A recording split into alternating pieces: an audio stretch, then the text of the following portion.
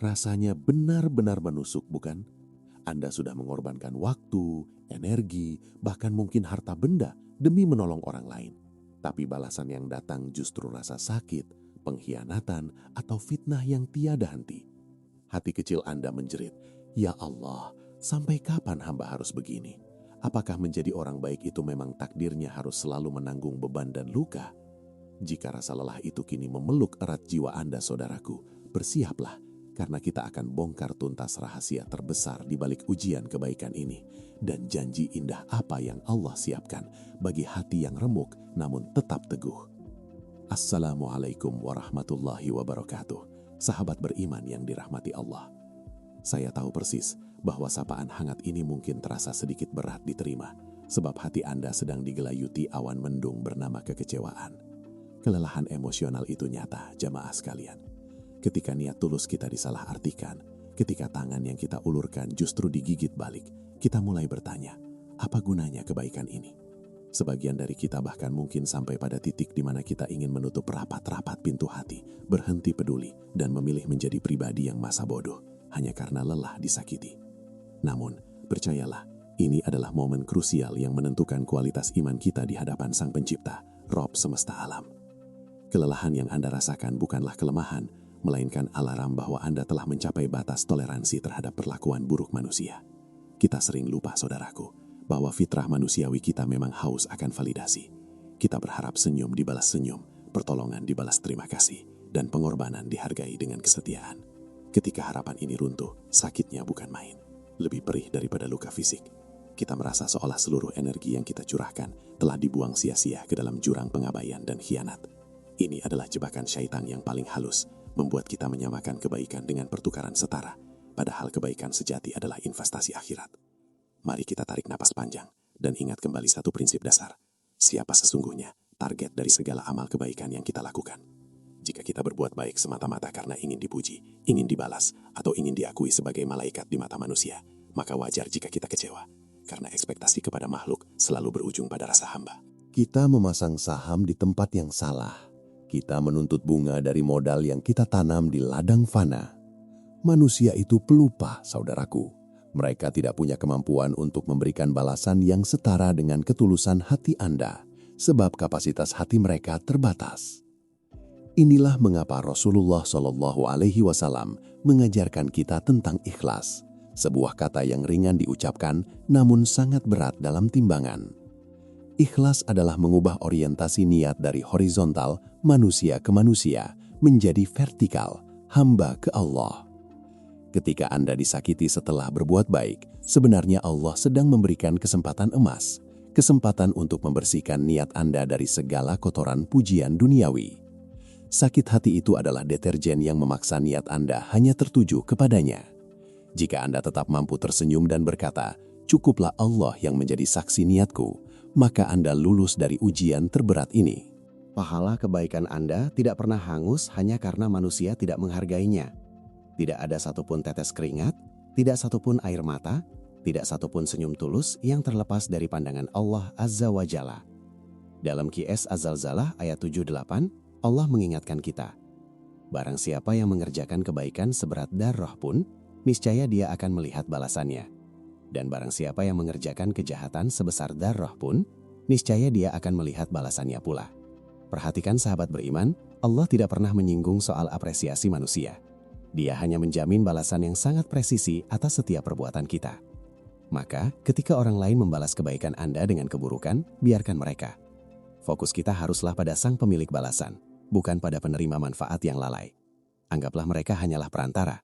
Mereka hanyalah kotak pos yang menerima kiriman kebaikan dari Anda, namun tanda terima aslinya sudah terkirim langsung ke catatan amal di sisi Allah Subhanahu wa Ta'ala. Setiap tusukan yang Anda terima setelah berbuat tulus itu, insya Allah akan menjadi pembersih dosa, bahkan pengangkat derajat Anda di surga, asalkan Anda mampu menjaga hati dan lisan dari mengungkit-ungkit kebaikan yang telah lalu. Kisah para nabi dan orang-orang solih di masa lalu mengajarkan kita bahwa disakiti setelah berbuat baik adalah sunatullah, sebuah pola yang pasti terjadi dalam kehidupan dunia. Nabi Yusuf alaihissalam dibuang oleh saudara-saudaranya sendiri. Nabi Muhammad SAW dilempari kotoran dan dicaci maki, padahal beliau adalah manusia termulia yang membawa rahmat bagi alam semesta. Apakah mereka berhenti berbuat baik? Tentu tidak. Mereka memahami bahwa dunia ini adalah ladang ujian. Jika Anda merasa capek dan sakit hati karena dikhianati, itu artinya Anda sedang menapak tilas perjuangan para kekasih Allah. Lalu apa yang harus kita lakukan saat rasa sakit itu mendera dan menggoyahkan keimanan? Pertama, bersyukur. Ya, bersyukur. Bersyukur karena Allah masih memilih Anda untuk diuji dengan cara yang akan memurnikan hati Anda. Orang yang tidak pernah diuji dengan sakit hati mungkin tidak akan pernah tahu seberapa tulis sebenarnya niatnya. Ujian ini adalah filter ilahi yang memisahkan antara hamba yang beramal karena Allah dan hamba yang beramal karena ingin pujian makhluk. Anda sedang dimurnikan, dan itu adalah proses yang mahal harganya. Kedua, segera kenakan perisai husnudzon, berprasangka baik kepada Allah. Mungkin Anda bertanya, "Ya Allah, kenapa Engkau biarkan hamba disakiti?" Ubah pertanyaan itu menjadi, "Ya Allah, hikmah indah apa yang sedang Engkau siapkan dari rasa sakit ini?" Percayalah, luka yang Allah izinkan terjadi adalah luka yang sudah diukur, tidak kurang tidak lebih. Dan di balik luka itu tersimpan pengajaran yang sangat berharga yang tidak akan Anda temukan dalam kebahagiaan semu. Allah sedang mempersiapkan Anda untuk sesuatu yang lebih besar dari sekadar pengakuan dunia. Ketiga, ingatlah bahwa Allah tidak pernah tidur. Bagi mereka yang menyakiti Anda, bagi mereka yang memfitnah, bagi mereka yang membalas kebaikan dengan keburukan, serahkan urusan mereka sepenuhnya kepada Al-Adil yang Maha Adil. Tugas kita bukanlah membalas, sebab membalas keburukan dengan keburukan akan merusak kebaikan yang telah kita lakukan. Tugas kita hanyalah memaafkan dengan tulus dan melanjutkan perjalanan kebaikan sambil meminta perlindungan dari Allah agar hati kita tidak menjadi keras dan dendam. Saudaraku, ketika hati lelah, jangan biarkan kebaikan di dalam diri Anda meredup. Kebaikan adalah cahaya. Meskipun ia disiram lumpur pengkhianatan, cahaya itu tidak akan pernah padam, ia hanya tertutup sesaat. Allah berfirman dalam QS Fusilat ayat 34, yang intinya mengajarkan bahwa balasan yang paling efektif terhadap keburukan adalah dengan membalasnya menggunakan yang lebih baik. Cobalah untuk mempraktikkan maaf yang terbaik, yaitu memaafkan tanpa perlu mengungkit dan tanpa perlu menunggu permintaan maaf dari pelakunya. Pernahkah Anda terpikir, mengapa orang yang menyakiti Anda bisa melakukan perbuatan sekeji itu? Seringkali, orang yang paling menyakitkan adalah orang yang paling terluka.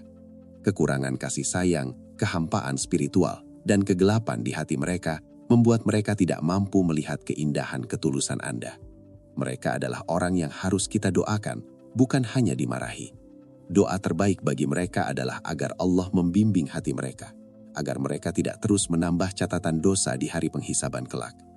Saat Anda memilih untuk tetap menjadi orang baik di tengah lingkungan yang toksik, Anda sedang melakukan jihad terbesar. Jihad melawan ego dan rasa sakit hati. Anda menolak untuk membiarkan keburukan orang lain mendefinisikan siapa diri Anda. Anda memilih jalan para nabi, jalan yang sulit, namun berpahala tak terhingga. Kelelahan itu mungkin akan terus datang, namun setiap kali Anda merasa ingin menyerah, bisikan pada hati Anda, "Aku melakukannya demi Allah, bukan demi pandangan mata manusia." Lalu bagaimana cara melindungi diri agar tidak terus-menerus dimanfaatkan? Tawakal yang benar harus diiringi dengan ikhtiar, usaha. Dalam konteks ini, ikhtiar berarti memasang batas yang sehat, boundaries. Boleh jadi, rasa sakit yang datang adalah teguran lembut dari Allah, mengingatkan kita bahwa kita harus lebih bijaksana dalam memilih kepada siapa kita memberi. Kebaikan itu harus cerdas. Jangan biarkan ketulusan Anda menjadi pintu masuk bagi orang lain untuk merusak diri Anda secara terus-menerus. Kebaikan yang ikhlas tidak menuntut balasan materi, namun ia menuntut kewaspadaan spiritual. Setelah memberi, segera lupakan kebaikan yang telah dilakukan. Sebaliknya, jika Anda menerima kebaikan dari orang lain, jangan pernah melupakannya dan berusahalah membalasnya meskipun hanya dengan doa tulus. Pola pikir inilah yang akan membuat hati Anda lebih ringan dan memutus rantai ketergantungan emosional terhadap apresiasi manusia. Fokuslah pada lingkaran kebaikan yang dapat Anda kendalikan, yaitu diri Anda sendiri. Sahabat beriman, ingatlah bahwa tujuan utama hidup ini adalah mencari ridha Allah dan menyiapkan bekal menuju pertemuan abadi dengannya. Dunia ini hanyalah tempat singgah dan ujian. Jika di dunia Anda selalu dihargai dan dipuji, justru Anda harus khawatir, sebab mungkin saja Allah telah memberikan balasan kebaikan Anda di dunia ini secara tunai, sehingga di akhirat nanti Anda tidak lagi memiliki simpanan pahala. Sakit hati yang Anda rasakan hari ini bisa jadi adalah penanda bahwa balasan Anda sedang disimpan dengan aman di sisinya, jauh dari jangkauan kerugian dunia. Jadikan Al-Quran dan sholat sebagai tempat pemulihan, healing utama Anda. Ketika seluruh dunia terasa menekan, bergegaslah sujud. Curahkan segala keluh kesah dan lelah Anda di hadapan Allah. Sesungguhnya, Allah adalah sebaik-baik tempat bersandar. Dia Maha mendengar, dan Dia memahami rasa sakit yang bahkan tidak mampu Anda ungkapkan dengan kata-kata. Air mata di sajadah adalah obat penawar paling mujarab untuk hati yang hancur karena kekecewaan terhadap makhluk. Kisah hijrah spiritual kita adalah kisah melawan godaan untuk berhenti berbuat baik. Jangan biarkan satu atau dua orang yang berkhianat merampas potensi pahala yang luar biasa dari diri Anda. Jika Anda capek, beristirahatlah sejenak, namun jangan pernah berhenti. Koreksi kembali pola memberi Anda. Tingkatkan muhasabah atau introspeksi harian, dan perkuat tawakal Anda. Ujian ini adalah proses pematangan jiwa yang akan membuat Anda menjadi pribadi yang lebih tangguh dan lebih dekat kepada Allah.